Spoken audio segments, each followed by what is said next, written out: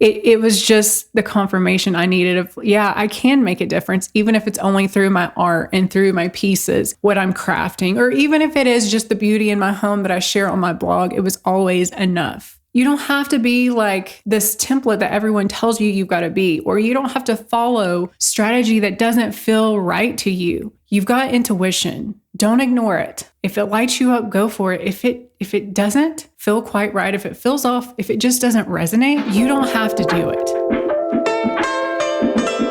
Welcome to The Introverted Influencer, the podcast for the woman who's over getting advice from 20-year-old business coaches on Bali sabbaticals and 7-figure entrepreneurs who only share their wins. I'm your host, Erica Van Slyke, blogger turned soulpreneur, mom of 2, and a mentor for women done with the hustle. Here, sacred strategy meets feminine flow, and we expose what it really takes to build a business grounded in purpose, not trends. A brand that moves with your rhythm, not the algorithm, because you didn't leave your 9-to-5 grind just to build a shinier cage with your name on it.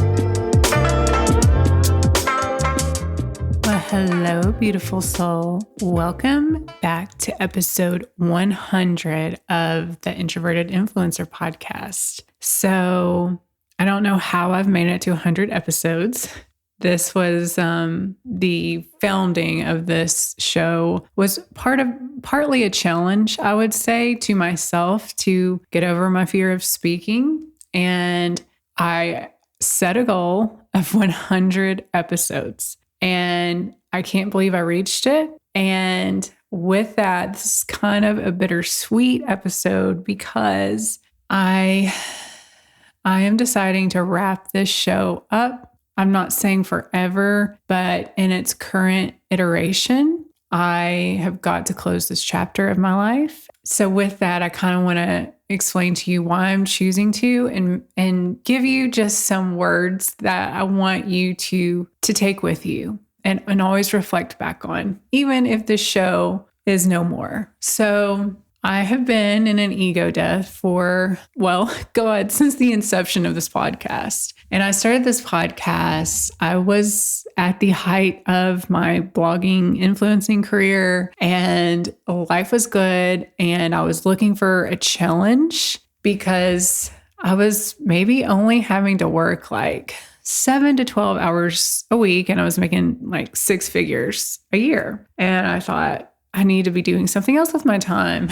And I think I was just craving a challenge as well. But more than that, I did really want to help women. And I was starting to feel like my interior design DIY blog was just, I don't know, I was getting really sick of feeling like I was pushing consumerism on people. And it just felt like the industry was so shallow. And I felt like I needed to do more, especially given my background of like overcoming major depression and anxiety. I was hospitalized for trying to commit suicide at one point in my life. And I'd struggled with like addiction to some of the anxiety medicine they had given me as well. I'd overcome so much, and I was still able to create this incredible, beautiful, aligned life. And so I just felt really called to share, and I wanted to help.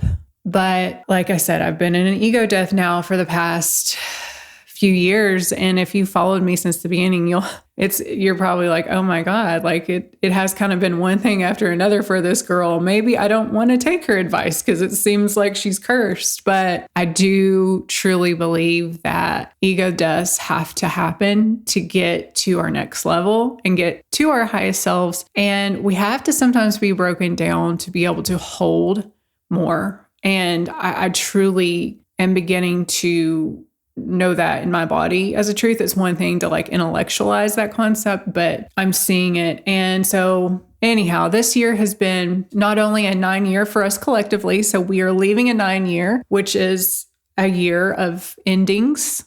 We're closing our chapters so that when we move into next year, that's a 1 year and that's beginnings. And so not only has this year been a collective 9-year, and this is all according to numerology, by the way, it's also been an individual 9-year for me. So I'm like feeling it so damn hard. But anyhow, with that being said, like knowing it's December and I'm about to enter a 1 year, not only, with that collective energy, but also as an individual, I've really been thinking about what do I need to leave behind? What can I say is complete?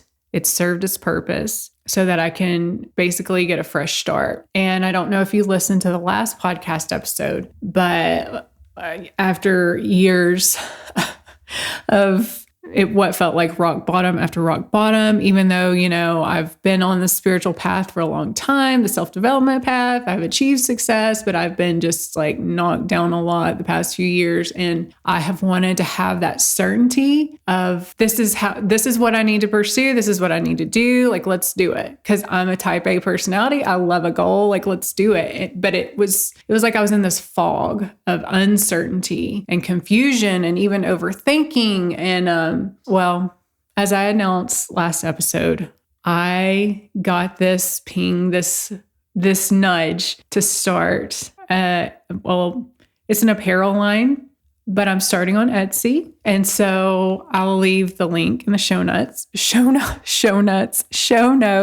But it's getting so passionate about something again. It feels exactly like how it felt when I started my blog 10 years ago. I have been on fire, like manic, but it's like a fun manic because I'm so creative and energized right now that, I'm not sleeping that well. I'm getting bags under my eyes, but it's such a yummy feeling. And it made me really, I guess it put some of the things that I spend my time doing into perspective, like, no, that's not it. And I started to think about how when I listen to other podcasters, they love to talk. So many of them were like, I could sit here and talk to you all day long, or I can't shut my mouth. One of my favorite things to do is talk. And I thought, I don't really love to talk. This was kind of started as a way to improve my speaking skills, but I couldn't just sit and talk forever. I love to think and I love to be inspired and I love to take an idea and bring it into like physical form. I don't really like to talk. And so, like I want this next year to be all about what really lights me the fuck up and what feels so good. And I need to really harness this energy, this passion, because it doesn't last forever. This when you have this new idea and this new business, it is such a beautiful time. The first year, 2 years, even 3 years, it's special. And you have so much, I guess in a way, it's kind of like you're naive in some ways, but you also just have so much energy and passion to really, really go all in on it. And I know I've got to harness that. I know if I don't, then it'll go to someone else. God will give that idea to someone else. And so I know it's hard, but I think 100 episodes is a good place to end it. And not only that, but I've really been uncovering some deeper work about myself. And I've come to this realization that I've kind of developed a kind of like savior complex where it feels like, oh, I've got, I've created such a beautiful life. Like I've got to give back. I've got to be the hero, the savior to other people. And that's even in really close dynamics, friendships, even family dynamics. It's like I've got this martyr complex that I've become so aware of this year because I've grown so resentful and tired. And I don't have to carry that around. Part of why I started this, obviously, it was for really good reasons. And I do want to show others that you can come from really bad depression. You can have anxiety. You can you can achieve your goals in this easy, flowy way. That was really important to me because I feel like at the time that was not being said at all. And it was like really hustle culture. And so I wanted to be the opposite of that. But in the same sense, I think that perhaps I started this show too with a little bit of that shadow of being the savior and trying to help everyone. And also what I've come to realize from starting this new Etsy shop is that beauty and even little simple things truly make a difference. And so I've come to peace with the fact that maybe all along the blog, even though I thought it was superficial, because all it was about design and beauty. Maybe that was enough all along. I was okay. That was me doing my purpose. I don't have to be this serious, like, spiritual guru, or this, even like a coach. That seems to be the trajectory. You start a podcast, you're a coach, you release these courses, you do these events, but is that really me? I can't say that it is. I think deep down, I like to create and express, and that's okay. So that's kind of me embracing that. And I got this beautiful sign, I think, from God, because I've been praying, like, is this the right move? Could it really be this easy? Like, am I just going to open an Etsy shop and sell spiritual apparel and spiritual candles and journals? And like, is that really me fulfilling my calling? Because that doesn't seem deep enough. Once again, it's like this, I've got to be so deep. And I had the opportunity, a dear friend of mine reached out and said that her friend had just lost her daughter and was grieving and kept seeing the number 555. A lot of my apparel is angel numbers and mantras. And she said she keeps seeing the number 555. So I don't know what to get her. And I said, okay, I know just the thing. And I had the pleasure of designing a custom candle for her that had a mantra about her grief and a journal. And so she's going to gift it to her friend. But then, like, a few days later, I'd made this journal and I see, or candle, this grief candle, and I see where someone from across the country bought it and they're gifting it to a friend. And I thought, fuck, like, just by making a candle, you can really quite literally brighten someone's day. And don't tell me that that's not deep enough. Like shadow self, don't tell me that. It was just the confirmation I needed of, yeah, I can make a difference, even if it's only through my art and through my pieces, what I'm crafting, or even if it is just the beauty in my home that I share on my blog. It was always enough. And I'm tired of trying to be someone I'm not, or maybe just trying to be so serious. I need levity again. I need to just, I don't know, allow myself to just have this playful essence again and feel like a kid again. And so that's kind of, yeah, like, I think we all need to get back to play. But I just want to wrap it up by saying, if you've been following me for a while now, thank you so much. Like, that means the world to me. But I want to leave you with a few like Erica-isms, introverted influencer-isms to wrap this up, so you have something to take with you. And especially okay, I'm not going to go off any other tangents. Let me just get to what I want you to fucking remember at the end of the day. Even though I'm closing this out, this will remain true. Number one, getting back to what some of the downloads that I've had. Stop trying to be someone you're not. So if the world tells you you need to be extroverted and charismatic and socialize all the time and show up on fucking TikTok and do dances, and that's not you, that's okay, honey. You don't have to do that shit. You can still have success. I hope you've seen that through my success. And I want to say too, guys, since I started this Etsy shop, that's all I've been working on. I've been a psychopath, like just letting myself pour all my ideas into this. And I've kind of neglected my blog. Guess what? My blog is up year over year. It continues to rise. And I just got a freaking sponsorship with Amazon. And I haven't posted on social media in 6 months. Okay? So I'm telling you, if you're aligned, you don't have to be like this template that everyone tells you you've got to be, or you don't have to follow strategy that doesn't feel right to you. You've got intuition. Don't ignore it. Okay? If it lights you up, go for it. If it doesn't feel quite right, if it feels off, if it just doesn't resonate, you don't have to do it. Okay? And if anything, I hope I was just a reminder, or not necessarily a reminder, because I think one of the reasons I started this podcast was I think it was kind of, this space was void of someone who doesn't like social media and doesn't like to show up all the time, but you can still find your way, is what I'm trying to say. And you can still make it happen. So don't let the world tell you what you're supposed to be. Also, don't let your industry, I feel like there's a certain trajectory that we can watch others who are really successful in our industry, and we just think we're going to follow that as well. Like I said, okay, I have the blog. But a lot of times, then years into the blog, someone starts doing courses, and then they start making money off courses on how to blog. And that just never really resonated to do a course. Like I kept saying, I need to. Well, maybe you don't, because to me, the idea of making a course it never like lit me up. It's just sounded like a bunch of busy work that I didn't want to do. And so just because someone else that you admire, they have a certain path, it doesn't mean you have to follow their trajectory at all. And that's kind of why I'm having to end this, not why I'm having to, why I've decided in the podcast is that I know like my natural skill set, my eye for beauty and writing, those are my skill sets. And I'm kind of tired of like trying to be in a lane that is not my true skill set. I think it's okay to challenge yourself every now and then, especially if you've been in a really comfortable phase of your life or like kind of a complacent season. But I think there comes a time when maybe your nervous system is so shot from challenging yourself and growing, and then just what life will naturally throw your way. Sometimes you need to have seasons where you're really just in your damn lane and you're in your craft. And so that's what I'm ready to enter again. And I hope I'm giving you permission to do the same thing. Yes, it's great to get yourself out of your comfort zone. But if you've been in a phase of your life where there's no comfort, you've been in fight or flight for years, like just...